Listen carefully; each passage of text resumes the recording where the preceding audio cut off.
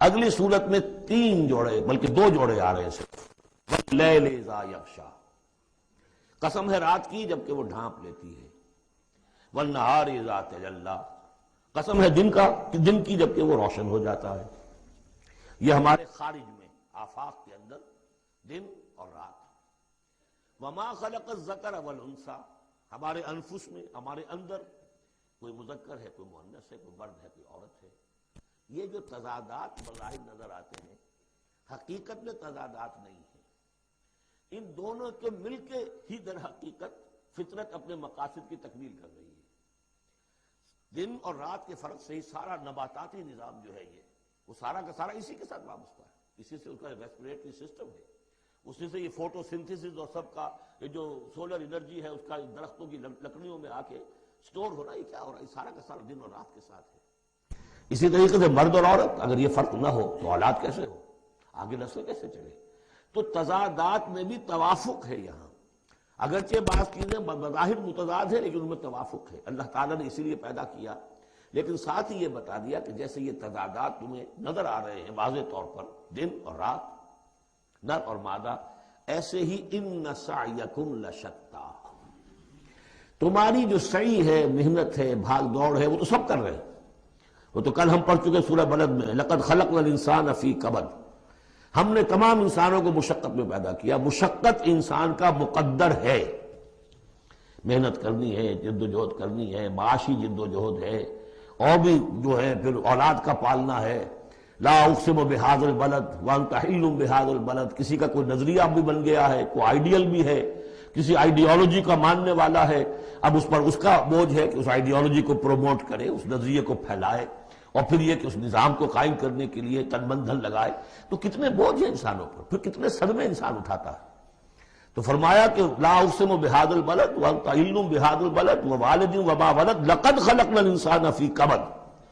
مشقت تو ہر ایک کو کرنی ہے، لیکن جو نتیجے نکلتے ہیں مشقت کے وہ بالکل برعکس ہے. رات اور دن کا سا تضاد ہے ان میں. ان سعیکم لشتی، کوئی شخص اس محنت کے نتیجے میں اپنے آپ کو جنت کا مستحق بنا لیتا ہے، کوئی شخص اسی محنت کے نتیجے میں اپنے آپ کو دوزخ کا مستحق بنا لیتا ہے. راستے جدا ہو جاتے ہیں. اس کی بڑی پیاری تشریح ایک حدیث میں آئی ہے، حضور نے فرمایا کل نفس یغدو، ہر جان جو ہے صبح جب ہوتی ہے ہر انسان کی، فبائع نفسها، پھر یہ کہ وہ اپنے نفس کو بیچتا. اب کوئی دفتر جا رہا ہے اپنی صلاحیت بیچ رہا ہے، کوئی بیچارہ وہ چونکہ اور کچھ نہیں سیکھ سکا تھا، اینٹیں ڈھو رہا ہے، تعمیر کا جہاں ہو رہی ہے، کوئی کسی چلا رہا ہے، کوئی ہل چلا رہا ہے، کسی کی مشقت، کوئی اپنی جسمانی جو قوت ہے وہ بیچ رہا ہے، کوئی اپنی ذہنی صلاحیت، اپنی ایکسپرٹیز. ڈاکٹر ہے، اس نے بڑی مشکل سے فن حاصل کیا ہے، وہ بیٹھ کے فیس لے رہا ہے، لیکن بیچ رہا ہے اپنے آپ کو، اپنا وقت بیچ رہا ہے. تو کل نفس یغدو فبائع نفسہ فموتقھا وموبقھا، دن بھر کی محنت کر کے شخص ایک وہ شخص ہے جس نے حلال کو پیش نظر رکھا، حرام سے بچا، جھوٹ نہیں بولا، کسی کو دھوکہ نہیں دیا، کسی کے ساتھ جو ہے بے ایمانی نہیں کی. وہ شام کو آئے گا تو مشقت تو اس نے بھی کی ہے، لیکن یہ لے کر آئے گا اللہ کی رحمت. دوسرا شخص مشقت اس نے بھی کی ہے، کہیں کم تول دیا تھا، کہیں کم ماپ دیا تھا، کہیں جھوٹ بول دیا تھا، کہیں کسی کی حق تلفی کی تھی، کہیں کسی کی عزت نفس پر حملہ کر دیا تھا. وہ مشقت بھی کر کے آئے گا اور شام کو جہنم کی گٹھڑی لے کر آئے گا اپنے کندھے پر. یا وہ نفس کو جہنم سے آزاد کرا کے آیا شام کو، اور یا وہ شام کو جہنم کے عذاب کی ایک گٹھڑی لے آیا ہے. تو کل نفس یغدو فبائع نفسہ فموتقھا وموبقھا. اب وہ بات ہے، اب یہ اس اعتبار سے سمجھ لیجئے کہ میرے نزدیک قرآن مجید کی اہم ترین یہ صورت ہے. ایک راستہ ہے، اس کے 3 اوصاف بیان کیے ہیں. اگر یہ 3 اوصاف ہوں گے تو خیر کے راستے پر آدمی بڑھتا چلا جائے گا، اور اگر اس کے برعکس 3 صلاحیتیں ہوں گی تو انسان گرتا چلا جائے گا، شر کی طرف جو ہے وہ اس کا قدم آگے سے آگے بڑھتا چلا جائے گا. پہلے 3 اوصاف کون سے ہیں؟ واللیل اذا یغشا والنہار اذا تجلی وما خلق الذکر والانثی ان سعیکم لشتی فاما من اعطی واتقی وصدق بالحسنی.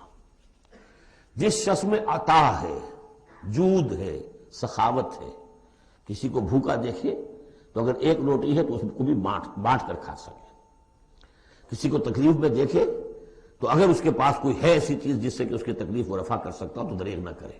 یہ عطا ہے، جود، عطا، سخاوت.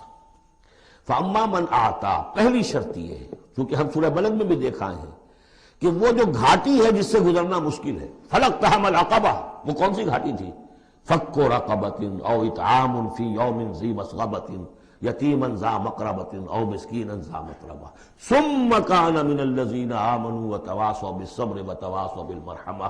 اس گھاٹی کو عبور کر کے اگر اہل ایمان میں شامل ہوگا تو ابو بکر صدیق بنے گا، عمر فاروق بنے گا، عثمان غنی بنے گا. اور اس گھاٹی کو عبور کیے بغیر کسی وجہ سے اسلام لے آیا، عبداللہ ابن ابی بن جائے گا. اگرچہ اس نے بھی کلمہ پڑھا ہے، اس نے بھی کہا ہے اشہد ان لا الہ الا اللہ واشہد ان محمد رسول اللہ، اور وہی کلمہ پڑھا ہے ابو بکر نے اور عمر نے اور عثمان نے اور علی رضی اللہ تعالیٰ عنہ. لیکن فرق کیا ہے؟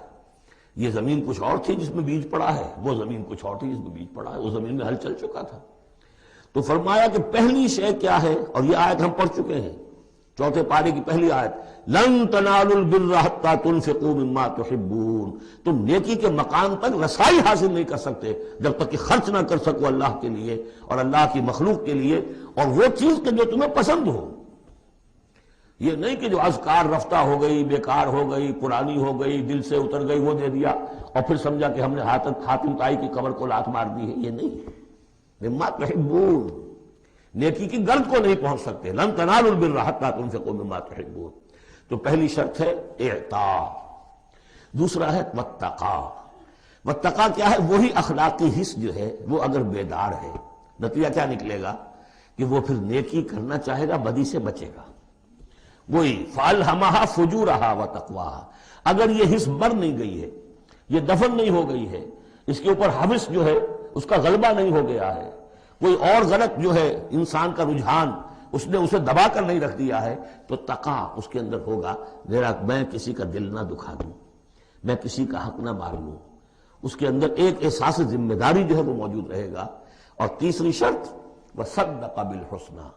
جو بھی اچھی بات اس کے سامنے رکھی جائے اور اس کا دل گواہی دے دے کہ ہاں بات ٹھیک ہے، فوراً قبول کرے، تصدیق کرے. اس وقت یہ نہ کرے کہ یہ میں اگر مان لوں گا تو فلاں چیز چھوڑنی پڑ جائے گی، یہ اگر مان لوں گا تو فلاں کام کرنا پڑ جائے گا، یہ اگر مان لوں گا تو فلاں شخص ناراض ہو جائے گا، یہ اگر مان لوں گا تو مجھے یہ نقصان ہو جائے گا. اگر یہ سوچ کر رک گیا تو فیل ہو جائے گا. بلکہ یہ کہ جب دل نے گواہی دے دی کہ ہاں ٹھیک ہے، حق ہے، صحیح ہے، فوراً کہو دیکھیے جی آپ کی یہ بات، یعنی اس کو سمجھیے پریکٹیکلی. اگر آپ کسی بحثی میں بھی مبتلا ہو گئی کسی کے ساتھ، اور پھر یہ ہے کہ آپ نے کسی وقت محسوس بھی کر لیا کہ پلڑا اس کا بھاری ہے، بات اس کی صحیح ہے، لیکن ایک یہ کہ اڑے ہوئے، اب کیسے مان لوں میں کہ میں ہار گیا. ایک یہ کہ شخص کہ ٹھیک ہے صاحب آپ کی یہ بات مجھے بالکل دل کو لگی ہے، ٹھیک ہے، ابھی اور غور کریں گے، سوچیں گے، چلیں گے آگے اور اس مسئلے پہ، لیکن یہ بات آپ کی ٹھیک ہے. اس سے انسان کے اندر جو ہے پھر وہ ہم آہنگی پیدا ہوتی ہے، بات آگے بڑھتی ہے.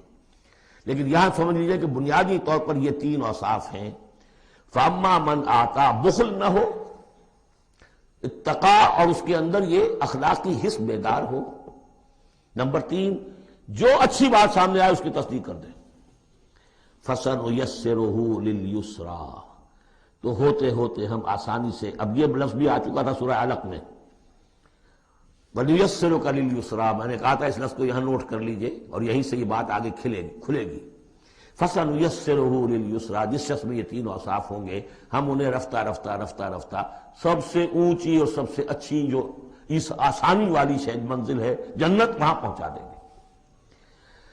اب اس کے برعکس دیکھیے ترتیب. وَأَمَّا مَن بَخِلَ، اعطاء کے مقابلے میں بخل آ گیا. وَاسْتَغْنَىٰ، بے پرواہ ہے، اسے پرواہ ہی نہیں. دریا کو اپنی موج کی طغیانیوں سے کام، کشتی کسی کی پار ہو یا درمیان رہے، اب اسے کیا غرض ہے؟ وہ تو اپنی اس میں دھن میں لگے جا رہے ہیں. کسی کا دل مسل دیا، کسی کے جذبات کے اوپر جو ہے ٹھیس پہنچا دی، کسی کو کچھ کر دیا، کسی کا مال ہڑپ کر لیا، کسی کو اور کسی طرح سے اس کی عزت کے اوپر جو ہے کوئی حملہ کر دیا، چلے جا رہے. استغنا، انہیں یہ احساس ہی نہیں ہے کہ کوئی نیکی اور بری کا معاملہ بھی ہے اور مجھے سیدھے راستے پر چلنا ہے، برائی کے راستے پر نہیں. وَكَذَّبَ بِالْحُسْنَىٰ، اچھی بات پیش کی جائے جھٹلا دے. دل گواہی دے چکا ہے کہ بات اچھی ہے لیکن پھر جھٹلا دے، کسی تعصب کی وجہ سے، کسی ضد کی وجہ سے، تکبر کی وجہ سے، ہٹ دھرمی کی وجہ سے. فَسَنُيَسِّرُهُ لِلْعُسْرَىٰ، تو ایسے شخص کو ہم آہستہ آہستہ تدریجاً سب سے بڑی مشکل یعنی جہنم میں پہنچا دیں گے۔ تو یہ گویا کہ اب دو راستے، ان سعیکم لشتی، تمہاری جد و جہد جو ہے زندگانی کی، ان کے یہ دو رخ ہیں۔ اگر تو یہ ہے اما من اعطا واتقا وصدق بالحسنی، اگر یہ تینوں چیزیں بتمام و کمال موجود ہوں تو وہ شخص صدیق بنے گا، ابو بکر صدیق بنے گا رضی اللہ تعالی عنہ، ان کے نقش قدم پر چلنے والا ہوگا۔ اور اگر ان تینوں میں کوئی چیز کمی ہے تو کہیں بیچ میں لٹک جائے گا، اور تینوں ہی نہیں ہے تو معلوم ہوا کہ وہ بدترین خلائق ہوگا پھر، جس کا کہ سب سے بڑا کردار جو قرآن مجید میں آتا ہے وہ ابو لہب ہے۔ ابو جہل جو ہے وہ بدترین نہیں تھا، اچھی طرح سمجھ لیجئے، وہ تو جب آج ہم پڑھیں گے، جب سورہ علق آئے گی تب اس کے کردار کا نقشہ سامنے آئے گا۔ اس کی شخصیت بڑی اونچی شخصیت تھی بعض اعتبارات سے، میں سنا چکا ہوں، نے صاف مانا تھا کہ محمد جھوٹ نہیں کہہ رہے، جو کچھ کہہ رہے ہیں صحیح کہہ رہے ہیں، لیکن میں نہیں مان سکتا۔ اس کا مطلب ہے ہمیشہ کے لیے ہم بنو امیہ جو ان کے غلام ہو جائیں گے، بنو ہاشم کے، یہ میرے لیے قبول نہیں۔ صاف تو کہا نا کم سے کم، give the devil his due۔ اسی طریقے سے جس باطل دین کا وہ علمبردار تھا اس کے لیے اس نے بھی گردن کٹوائی ہے، قربانی دی ہے اس نے۔ ابو لہب نے 2 مرسنریز بھیج دیے، تم چلے جاؤ، میں تمہیں پیسے دے دوں گا، تم جاؤ، تم لڑاؤ میری جگہ پر، اس لیے کہ اس میں وہ بات نہیں تھی، اس میں مردانگی تھی۔ کوئی وجہ تھی کہ حضور نے 2 شخصوں کو برابر تولا ہے، عمر ابن الخطاب اور عمرو ابن ہشام میں سے اللہ کسی ایک کو میری جھولی میں ڈال دے۔ کوئی وجہ تھی نا، آخر دونوں کو کیسے کیا ہے؟ اگر کہیں وہ بھی ایمان لایا ہوتا تو عمر ابن الخطاب کی طرح کا مسلمان ہوتا، پھر وہ اس طرح کا ڈھیلا مسلمان نہ ہوتا، وہ عبداللہ ابن ابی والا مسلمان نہ ہوتا۔ تو یہ شخصیتوں کا معاملہ ہوتا ہے۔ تو جس میں تینوں اوصاف نہیں ہے وہ گیا، بدترین خلائق۔ جس میں کچھ ہے وہ پھر کچھ دیر لگا کے آ جائے گا، کچھ وقت لگے گا اسے، لیکن یہ 3 اوصاف ہی ہیں تعمیر سیرت کے اس اعتبار سے کہ جو فیصلہ کن ہیں۔ فَأَمَّا مَنْ أَعْطَىٰ وَاتَّقَىٰ وَصَدَّقَ بِالْحُسْنَىٰ فَسَنُيَسِّرُهُ لِلْيُسْرَىٰ وَأَمَّا مَنْ بَخِلَ وَاسْتَغْنَىٰ وَكَذَّبَ بِالْحُسْنَىٰ، بالکل اپوزٹ چیزیں، فَسَنُيَسِّرُهُ لِلْعُسْرَىٰ وَمَا يُغْنِي عَنْهُ مَالُهُ إِذَا تَرَدَّىٰ، اور اس نے جو مال جمع کیا ہوگا اپنے لیے وہ قطعاً کام نہیں آئے گا جب اسے گرایا جائے گا، گڑھے میں جب گرے گا جہنم کے۔ ان علینا للہدیٰ، دیکھو انسانوں ہمارے ذمے ہے صرف ہدایت پہنچا دینا، یا اب اللہ تعالیٰ اپنے ذمے لے رہے ہیں، یہ ہمارے ذمے ہے کہ تمہیں راستہ دکھا دیں، سجھا دیں، یہ سجھا دینا ہمارے ذمے ہے۔ اس کے لیے ہم نے تمہیں جبلی ہدایت بھی دی ہے، اس کے لیے ہم نے تمہارے اندر اخلاقی حص بھی رکھ دی ہے، اس کے لیے ہم نے اپنی روح تم میں پھونکی ہے، اس میں ہماری معرفت اور محبت موجود ہے، اور پھر ان تمام چیزوں کی تکمیل کے لیے ہم نے نبی بھیج دیے، رسول بھیج دیا، کتابیں نازل کر دی، ہم نے اپنا ہدایت کا جو فرض تھا وہ ادا کر دیا۔ ان علینا للہدیٰ وَإِنَّ لَنَا لَلْآخِرَةَ وَالْأُولَىٰ، پھر ہمارے ہی لیے ہے اختیار آخرت کا بھی اور اولا کا بھی، دنیا کا بھی۔ پھر فیصلہ ہم کریں گے کہ کون اب اس قابل ہو گیا ہے کہ دنیا کو ان کے بوجھ سے پاک کر دیا جائے، زمین کو ان کے بوجھ سے آزاد کر دیا جائے، پوری قوموں کو ملیا بیٹ کر دیا جائے۔ فیصلہ کرتے ہیں، وہ پڑھ چکے پچھلی صورت میں، فَدَمْدَمَ عَلَيْهِمْ رَبُّهُمْ بِذَنبِهِمْ فَسَوَّاهَا، ایسے ہے کہ جیسے کسی باغ میں سے کوڑا کرکٹ جمع کیا جائے اور پھر اسے آگ دکھا دی جائے، اس لیے کہ اس باغ کے لیے بدنما داغ ہے۔ اب تو یہ کہ وہ انسان جو ہے کہ جو پھر اس حد تک ہدایت کے واضح ہو جانے کے بعد کہ نبی آ گیا، کتاب آ گئی اور اس نے ماڈل پیش کر دیا اپنی زندگی کے اندر، پھر بھی نہیں مانا، تو پھر یہ جو بھی فیصلہ ہے وہ ہم کرتے ہیں۔ فَأَنذَرْتُكُمْ نَارًا تَلَظَّىٰ، دیکھو میں نے تمہیں خبردار کر دیا اس آگ سے جو بھڑک رہی ہے اور وہ منتظر ہے۔ لا یصلاھا، ہم دیکھ چکے ہیں کئی جگہ آیا ہے کہ وہ تو دھاڑ رہی ہے بھوکے شیر کی طرح، اسے تو چاہیے اپنی خوراک۔ لا یصلاھا الا الاشقیٰ، نہیں پڑے گا اس میں مگر وہی جو بہت ہی بدبخت ہے۔ کیوں؟ کم بدبخت تو اگر ہوتا معاملہ تو اور ہوتا، یہ محمد کے آنے کے بعد بھی صلی اللہ علیہ وسلم جس کی حقیقت نظر نہیں آئی تو اس سے بڑا بدبخت تو کوئی ہے ہی نہیں۔ اس لیے کہ اگر کچھ اندھیرا ہو، کچھ روشنی ہو، آدمی ٹھوکر کھا جائے، چلیے بھائی کچھ اندھیرا بھی تھا، جھٹپٹا تھا، پوری روشنی نہیں تھی، نصف النہار پر سورج چمک رہا ہو اور آپ ٹھوکر کھائیں تو پھر قصور کس کا ہے؟ تو آپ کا ہے۔ اس اعتبار سے اب بعثت محمدی کے بعد صلی اللہ علیہ وسلم جس شخص نے اپنے آپ کو محروم رکھا وہ اشقا ہے۔ لا یصلاھا الا الاشقیٰ الذی کذب وتولیٰ، جس نے جھٹلایا ہے اور منہ پھیر لیا ہے۔ وَسَيُجَنَّبُهَا الْأَتْقَىٰ، اور ہم بچا دیں گے یا بچا دیا جائے گا اس سے جو بہت ہی متقی ہے۔ اس آیت کے بارے میں تقریباً کنسنسس ہے کہ یہاں مراد حضرت ابوبکر ہے رضی اللہ تعالیٰ عنہ۔ اتقیٰ وہ تینوں صفات بتمام و کمال جس میں تھے وہ ابو بکر تھے. یہی وجہ ہے کہ تصدیق بالحسنہ میں ایک لحظہ نہیں لگا. حضور فرماتے ہیں کہ میں نے جس کے سامنے بھی اپنی نبوت کی دعوت رکھی اس نے ضرور کچھ نہ کچھ توقف کیا، سوچا، سوائے ابو بکر کے کہ ایک لحظے کا توقف نہیں کیا. اور ان کی شخصیت کے اندر وہی چیزیں موجود تھیں، غریبوں کے اوپر شفقت تھی، نیکی کی، اور بنیادی طور پر وہ موحد تھے، انہوں نے کبھی بت پرستی اختیار نہیں کی زندگی میں. تو وہ صلاحیت جو ہے تقویٰ بھی تھا، اعطاء بھی تھا، خرچ کرنے کی صلاحیت تھی. انہوں نے خرید کر جو ہے غلام جتنے تھے جو مسلمان ہو گئے تھے، غلام اور کنیزیں، اور جن کے اوپر سخت جو ہے پرسیکیوشن ہو رہی تھی، ٹارچر ہو رہا تھا ان کے آقاؤں کی طرف سے، منہ مانگے دام دے کر ان کے آقاؤں کو انہیں خریدا ہے اور آزاد کیا ہے. فَأَمَّا مَنْ أَعْطَىٰ وَاتَّقَىٰ وَصَدَّقَ بِالْحُسْنَىٰ، یہ تینوں اوصاف بتمام و کمال ابو بکر میں، ابو بکر صدیق اور صدیق اکبر رضی اللہ تعالی عنہ. خواتین میں الصدیقۃ الکبریٰ حضرت خدیجہ الکبریٰ رضی اللہ تعالی عنہ. وَسَيُجَنَّبُهَا الْأَتْقَى الَّذِي يُؤْتِي مَالَهُ يَتَزَكَّىٰ، جو اپنا مال دیتا ہے اپنے نفس کو پاک کرنے کے لیے. وہ مال کیوں دے رہا ہے، کیوں خرچ کر رہا ہے، کیوں بلال کو اس نے خریدا ہے؟ باپ نے کہا ابو قحافہ نے، وہ تو ایمان نہیں لائے تھے اس وقت تک، وہ تو فتح مکہ کے بعد ایمان لائے، وہ کافر رہے پورے عرصے کے دوران، مشرک رہے. تو باپ نے یہ کہا کہ ابو بکر تمہیں اگر کوئی خریدنا ہی تھا غلام اور کسی کو آزاد کرنا تھا تو کوئی دیکھتے، اچھا غلام دیکھتے، کوئی طاقتور سے دیکھتے جو تمہارے کام بھی کبھی آتا.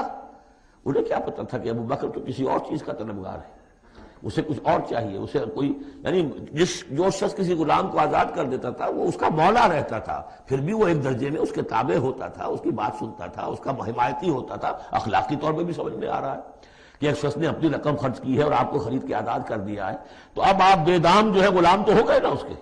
اس لیے یہ کہ وہ غلامی نہیں ہے، مولا کہلاتے تھے وہ. جیسے کہ حضرت زید بن حارثہ بھی مولا تھے حضور کے، اور اسی طریقے سے اور بھی بہت سے ہیں جن کے بارے میں آتا ہے کہ انہوں نے جو حدیث روایت کی ہے. ثوبان رضی اللہ تعالیٰ وہ بھی مولا تھے حضور کے، مولا اس معنی میں. تو فرمایا کہ تم نے یہ کیا کیا، کس کو تم نے خریدا اور اتنی بڑی رقم دے دی؟ جو مانگا امیہ ابن خلف نے وہ بھی حیران رہ گیا. ٹھیک ہے لو، اس لیے کہ انہیں تو ابو بکر کو چھڑانا ہے اس پرسیکیوشن سے. الذی یؤتی مالہ یتزکیٰ وما لأحد عندہ من نعمت تجزیٰ، اور ایسا نہیں ہے کہ کسی اور کا اس پر کوئی احسان ہو جس کا وہ بدلہ چکا رہا ہو، نہیں. الا ابتغاء وجہ ربہ الاعلیٰ، صرف اپنے بلند و بالا پروردگار کی رضا جوئی کے لیے وہ خرچ کر رہا ہے. وَلَسَوْفَ يَرْضَىٰ، اور وہ ان قریب راضی ہو جائے گا. یہ ان قریب راضی ہو جائے گا کون؟ اللہ بھی راضی ہو جائے گا اور ابو بکر بھی راضی ہو جائیں گے. رضی اللہ عنہ ورضوا عنہ، جیسے ہم خطبے میں بھی کہتے ہیں رضی اللہ تعالی عنہ وارضاہ، اللہ تعالیٰ بھی راضی ہو جائے ان سے اور اللہ ان کو راضی بھی کر دے، ان کو بھی اتنا اجر و ثواب دے. وَلَسَوْفَ يَرْضَىٰ، اور میرے نزدیک یہاں مراد حضرت ابو بکر ہے، اس کا میں ثبوت آپ کو اگلی صورت میں دوں گا. اب دیکھیے پہلی صورت میں آیا تھا قد افلح من زکاہا وقد خاب من دساہا. 8 آیتیں تھیں، وہ تھیں قسموں پر مشتمل، لیکن اصل مضمون کیا تھا؟ نفس انسانی میں نیکی اور بدی کا شعور ودیت کر دیا ہم نے. اب جس نے اس کو بنا لیا، سنوار لیا، وہ کامیاب، جس نے اس کو دبا دیا، مٹی میں دفن کر دیا، وہ ناکام. اگلی صورت میں آگے راستہ بتا دیا. سنوارنے کا راستہ کیا ہے؟ اعطاء، تقویٰ، تصدیق بالحسنہ. ان عادتوں کو کلٹیویٹ کرو اپنے اندر تو یہ راستہ جو ہے تمہارا جائے گا صدیقیت کی طرف اور اللہ تعالیٰ کی رضا کی طرف. اس کے برعکس صاف بخل، استغنا، پرواہ نہیں، کیا خیر کیا شر کوئی پرواہ نہیں. اپنی خواہشات کو پورا کرنا ہے، اپنی اشتہا جو ہے اس کو شہوت کو پورا کرنا ہے، حرام سے حلال سے اس سے کوئی بحث نہیں. اور یہ کہ بات سچی آئی، اچھی آئی اور دل نے گواہی دے دی پھر بھی اس کو رد کر دیا تو وہ دوسری منزل پہ نکل جاؤ گے. اب یہ جو پہلی منزل تھی اس کا نقطہ عروج کون ہے؟ ایک تو ابو بکر آ گئے اس میں، اور ان سے بلندتر رتبہ کس کا ہے؟ محمد الرسول اللہ صلی اللہ علیہ وسلم، معراج انسانیت.